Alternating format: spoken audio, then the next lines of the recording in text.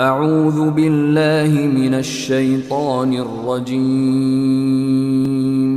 بسم اللہ الرحمن الرحیم۔ اور دنیا کی یہ پھیلی ہوئی آبادی سمٹ کر انہی علاقوں تک محدود ہو جائے جہاں سے ابراہیمی مذاہب کا آغاز ہوا تھا، اور یہ نیوکلیئر ویپنز کے استعمال کا نتیجہ بھی ہو سکتا ہے، کیونکہ احادیث میں اس عالمی جنگ کا جو نقشہ کھینچا گیا ہے اور اس کے جو خوفناک اور تباہ کن نتائج بتائے گئے ہیں ان کو مد نظر رکھتے ہوئے اس بات کا انکار نہیں کیا جا سکتا کہ عین ممکن ہے کہ اس وقت کیمیکل ویپنز استعمال کیے جائیں، کیونکہ یہ خوفناک جنگ دنیا کا نقشہ بدل کر رکھ دے گی۔ اور اس جنگ کے نتیجے میں جب جدید ٹیکنالوجی ختم ہو جائے گی تو پھر ممکن ہے کہ وہی قدیم تلواروں اور اونٹوں اور گھوڑوں والا زمانہ پھر لوٹ کر آ جائے،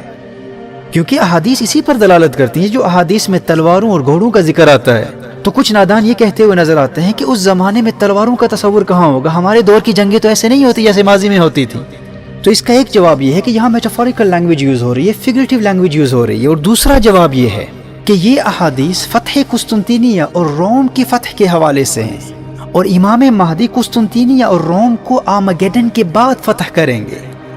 اور اس الملحمۃ الکبریٰ کے نتیجے میں جدید ٹیکنالوجی ختم ہو چکی ہوگی۔ اس وقت دنیا کا نقشہ بدل چکا ہوگا اور دنیا ایک مرتبہ پھر اپنے قدیم دور کی طرف پلٹ جائے گی۔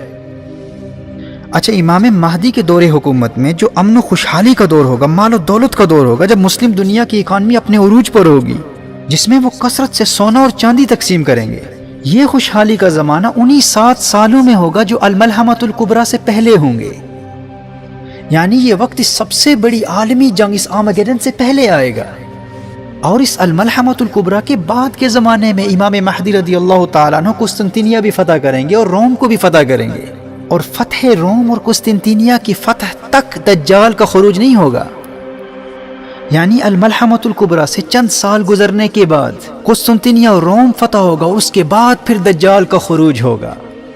پھر دجال اصبہان ایران کے یہودیہ کے مقام سے 70,000 یہودیوں کی فوج لے کر آئے گا اور پوری دنیا میں فتنے پھیلائے گا۔ جب دجال کے فتنے اپنے عروج پر ہوں گے، پھر سیدنا عیسیٰ علیہ نبینا علیہ الصلوۃ والسلام کا نزول دمشق کی جامع مسجد میں ہوگا۔